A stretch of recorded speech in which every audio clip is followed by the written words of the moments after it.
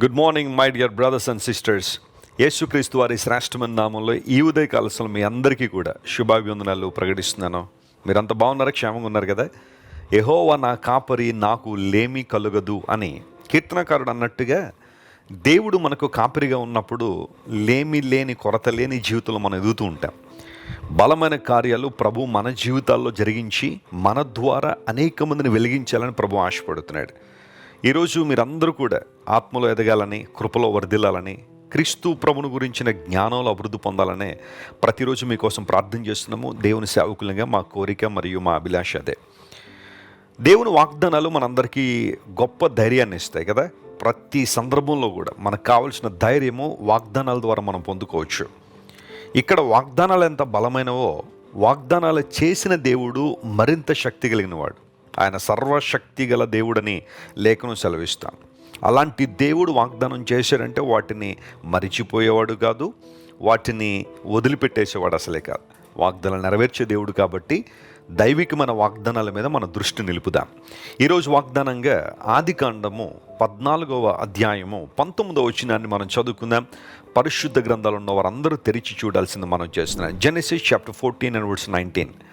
అప్పుడు అతడు అబ్రామును ఆశీర్వదించి, ఆకాశమునకును భూమికిని సృష్టికర్తయును సర్వోన్నతుడునైన దేవుని వలన అబ్రాము ఆశీర్వదించబడునుగాక.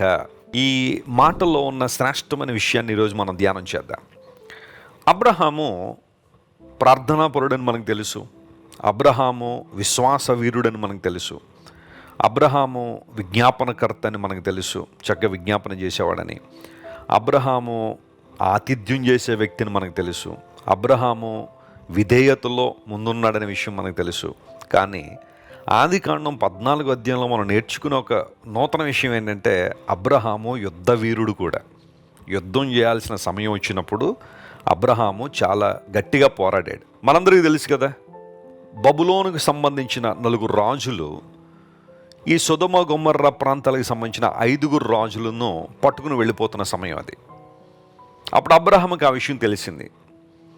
లోతు అప్పటికే సొదొమ గొమొర్రాలకు వచ్చేసాడు కాబట్టి లోతు కూడా చెరపట్టబడి ఉన్నాడని అబ్రహాం ఎప్పుడైతే తెలుసుకున్నాడో, తన మాత్రమే కాకుండా తన ఇంటిలో పుట్టి అలవర్చబడిన 318 మంది పని వాళ్ళని వెంటబెట్టుకుని అబ్రహాము శత్రు రాజులను తరిమాడు. అబ్రహాము వారిని జయించి లోతును విడిపించాడు, ఆ రాజులను విడిపించాడు, ఆస్తిని విడిపించాడు. అవన్నీ విడిపించుకుని వచ్చేస్తున్నప్పుడు రాజు లోయ అని పిలువబడిన షాలేము లోయకు రాజుగా ఉన్న మెల్కీసెదెకు అబ్రహామును కలుసుకున్నాడు. అబ్రహామును కలుసుకున్న మెల్కీసెదెకు అబ్రహాముని ఈ విధంగా ఆశీర్వదించాడు. ఏమనంటే, అబ్రాము సృష్టికర్తయును సర్వోన్నతుడనైన దేవుని ద్వారా ఆశీర్వదించబడ్డాడు లేదా ఆశీర్వదించబడతాడనే విషయాన్ని మెల్కీసెదెకు చెప్పాడు. ఆ తర్వాత మెల్కీసెదెకు అతనికి రొట్టెను ద్రాక్షరసం ఇవ్వడం, అబ్రహాము 10వ వంతు మెల్కీసెదెకు ఇవ్వడం, ఇవన్నీ ఆ అధ్యాయంలో మనం చూస్తున్నాం. అయితే ఇక్కడ గమనించాల్సిన వాగ్దానం ఏంటంటే, అబ్రాము దేవుని చేత దీవించబడతాడు, ఆశీర్వదించబడతాడు. మనుషులిచ్చే ఆశీర్వాదాలు వేరు, దేవుడిచ్చే ఆశీర్వాదం వేరు. మనుషులిచ్చే ఆశీర్వాదాలు కొంతకాలం ఉండొచ్చు, ఆ తర్వాత గతించిపోవచ్చు. మనుషులిచ్చే దానములు, బహుమానములు, కానుకలు కొంతకాలం ఉండొచ్చు, ఆ తర్వాత గతించిపోవచ్చు. కానీ దేవుడిచ్చే ఆశీర్వాదం మాత్రం శాశ్వతమైనది. ఆ ఆశీర్వాదం గొప్పది కదా. ఎలాంటి దేవుడిని ఆశీర్వించబోతున్నాడు అంటే, ఆయన మొట్టమొదటిగా సర్వోన్నతుడనే దేవుడు. L Elyon. దేవునికి ఉన్న కొన్ని పేర్లలో ఒక పేరేంటో తెలుసా? L Elyon. ఎల్ ఎల్యోన్ అనగా అందరికన్నా ఉన్నతుడు, సర్వానికి ఉన్నతుడు, సర్వోన్నతుడు అనే మాట మనం చూస్తున్నాం. యెషయా పరలోక దర్శనాన్ని చూస్తున్నప్పుడు కూడా దేవుడు అత్యున్నతమైన సింహాసనం మీద ఆసీనుడు చూచితని అన్నాడు. ఆయన సర్వోన్నతుడు కాబట్టి ఆయన కూర్చునే సింహాసనం కూడా అత్యున్నతమైంది ఉంటుంది. హై అండ్ లిఫ్టెడ్ అప్, అందరికన్నా ఉన్నతమైన సింహాసనం అనగా సమస్తము ఆయన ఆధీనంలో ఉన్నవి, సమస్తము ఆయన అధికారం క్రింద ఉన్నవి అని చెప్పడానికి చెప్పిన మాట అది. సర్వోన్నతుడైన దేవుడు. ఇప్పుడు సర్వోన్నతుడైన దేవుడిని మనం ఆరాధించడం వలన, ఆయన దగ్గరికి రావడం ద్వారా మనకు కలిగే ప్రయోజనం, లాభం ఏంటి అంటే, ఆయన కూడా మనలను ఉన్నత స్థితిలో నిలబెడతాడు.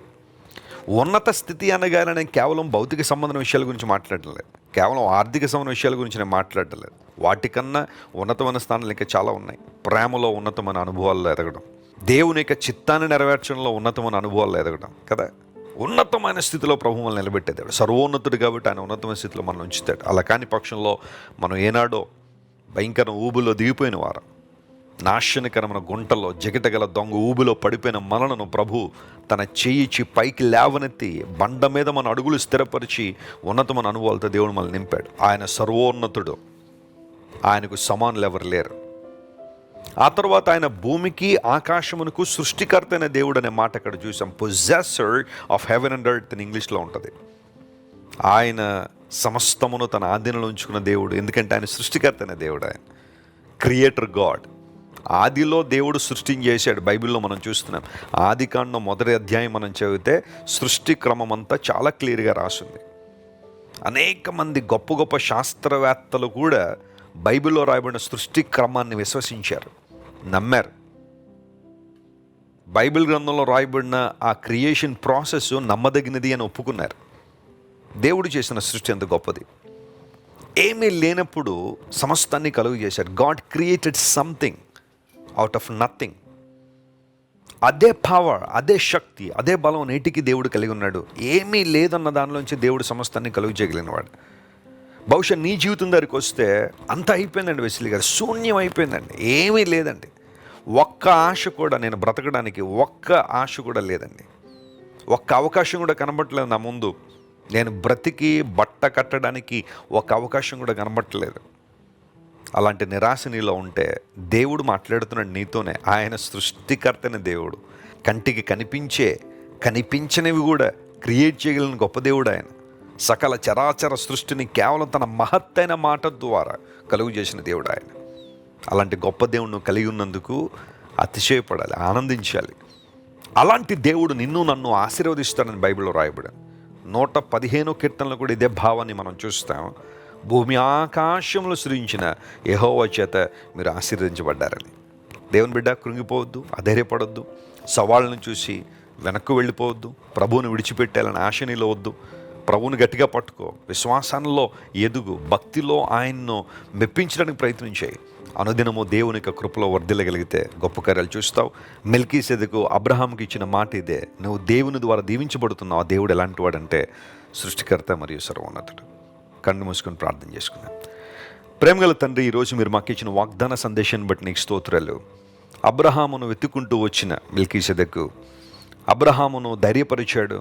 అబ్రహామును ఉన్నతమైన స్థితిలో చూడాలని ఆశించాడు.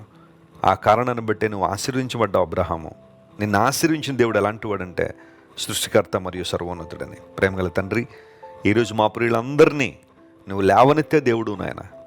మా జీవితాల్లో ఉన్న శూన్యాన్ని వెలుగ్గా మార్చగలిగిన దేవుడు, మా జీవితంలో ఉన్న ప్రతి ప్రతికూలతను అనుకూలంగా మార్చగలిగిన సర్వోన్నతుడు నీవు గనుక నీకు వందనాలు.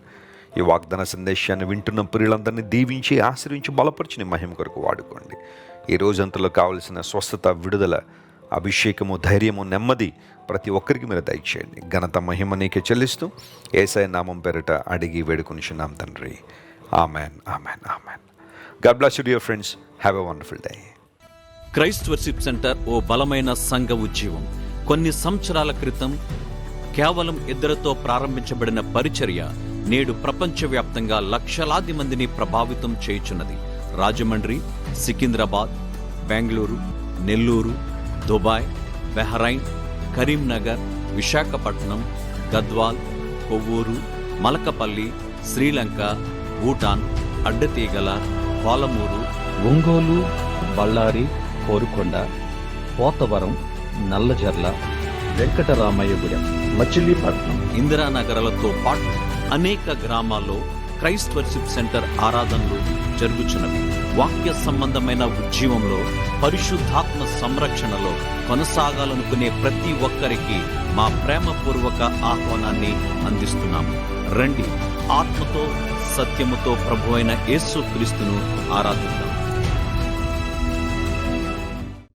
మీరు ఇంతవరకు విన్న దైవ సందేశం మరియు దేవుని సేవకులు చేసిన ప్రార్థన మీకు ఆశీర్వాదకరముగా ఉన్నదని విశ్వసించుచున్నాము.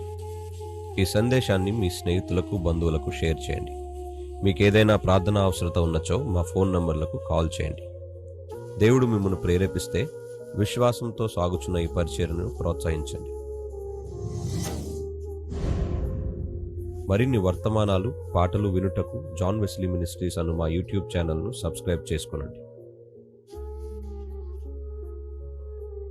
ప్రభువైన యేసుక్రీస్తు కృప మీకు తోడైండును గాక.